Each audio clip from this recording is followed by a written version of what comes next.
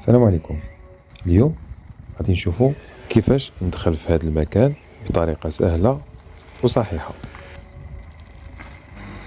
كنزيد للأمام غير بشوية حتى كنتقدم على المكان اللي غادي ندخل فيه تقريبا بهذا الشكل.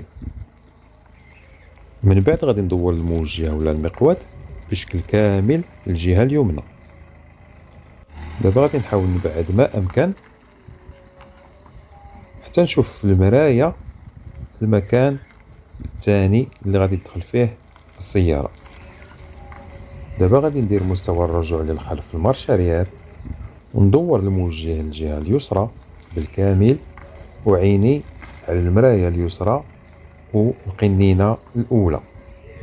غادي نجي راجع وكنحاول ندخل العجلة الخلفية في وسط هاد جوج قنينات اللي كاينين في الأمام، والتركيز ديالي كلي على هاد العجلة الخلفية اليسرى والقنينات الأمامية. وفاش كتقاد هاد العجلات اليسرى راه اوتوماتيكيا وتلقائيا العجلات اليمنى كذلك كتولي مقادة. دابا كنخلي دائما مستوى الرجوع للخلف وكنقاد العجلات ديالي، يعني كندور الموجه لليمين حتى كيتقادوا لي العجلات وكنكمل الرجوع للخلف. كنبقى راجع غير بشويه حتى كنقرب للتروطوار وكنوقف.